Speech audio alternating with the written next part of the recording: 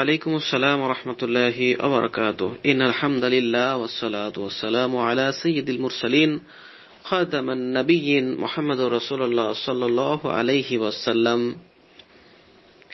ভাই জানতে চেয়েছেন সালাতে জামাতে সালাত আদায় করতে মসজিদে এসে মুক্তাদি কোন অবস্থায় ইমামকে অনুসরণ করবে। এবারে আল্লাহ রাসূল মুহাম্মদ সাল্লাল্লাহু আলাইহি ওয়াসাল্লাম থেকে বর্ণনা পাওয়া যায়, মহানবী সাল্লাল্লাহু আলাইহি ওয়াসাল্লাম বলেন, নামাজে আসার সময় ধীর স্থিরতার সাথে এসো এবং তাড়াহুড়ো করো না। এরপর যা পাবে তা পড়ে নাও এবং যা ছুটে যাবে তা পুরা করে নাও। হাদিস বর্ণিত হয়েছে মুসনাদ আহমদে, বুখারীতে, মুসলিমে।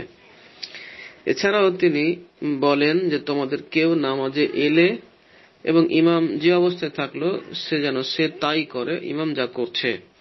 হাদিস বর্ণিত হয়েছে সুনান তিরমিজিতে, সিলসিলা সহিহাতে। তাহলে এটা স্পষ্ট হয়ে গেল যে ইমাম যে অবস্থায় থাকবেন তিনি কিয়াম অবস্থায় দাঁড়িয়ে থাকুন, রুকুতে থাকুন, রুকু থেকে উঠে কমায় থাকুন, অথবা তিনি সিজদায় থাকুন, কিংবা তিনি বৈঠকে থাকুন, যে অবস্থায় থাকুন না কেন সেই অবস্থাতেই তাকবীরে তাহরিমা দিয়ে সেই অবস্থায় চলে যাবে। যদি ইমামকে দাঁড়ানো অবস্থায় অথবা কিয়াম অবস্থায় দেখা যায়, তাহলে যদি সেটা চুপে চুপে নামাজ হয় তো তাহলে ব্যক্তি আল্লাহু আকবার বলে তাকবীরে তাহরিমা দিয়ে হাত বেঁধে সানা পড়বেন, আউযু বিল্লাহ বিসমিল্লাহ পড়বেন, সূরা ফাতিহা পড়া শুরু করবেন। এবং যদি ইমাম রুকুতে চলে যান এই অবস্থায় তিনি রুকুতে চলে যাবেন। আর যদি জোরে নামাজ হচ্ছে, বোঝা যাচ্ছে যদি প্রথম পর্যায়ে হয় তাহলে আপনি সেই অবস্থাতে দাঁড়িয়ে সানা, আউযু বিল্লাহ বিসমিল্লাহ, সূরা ফাতিহা পড়ে চুপ থাকবেন। আর যদি রুকুতে যান তো রুকুতে চলে যাবেন, আর যদি অন্য অবস্থায় যান তো অন্য অবস্থায় চলে যাবেন। তবে এক্ষেত্রে মনে রাখতে হবে যে রুকু পাবে তার রাকাতটা হবে।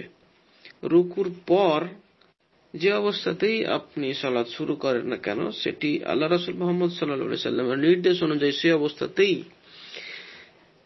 সালাত শুরু করে দিতে হবে, কিন্তু তার ওই রাকাতটি হবে না পরবর্তী সময় আল্লাহ রাসূলের নির্দেশ অনুযায়ী। যা ছুটে যাবে তা পুরা করে নাও, এই নির্দেশ অনুযায়ী তাকে পুরোপুরি ভাবে আবার বাকি অংশ ওই রাকাত বাদ দিয়ে পরবর্তী রাকাত যতটুকু পেলেন ততটুকুর পরে বাকিগুলো পূরণ করে নিতে হবে।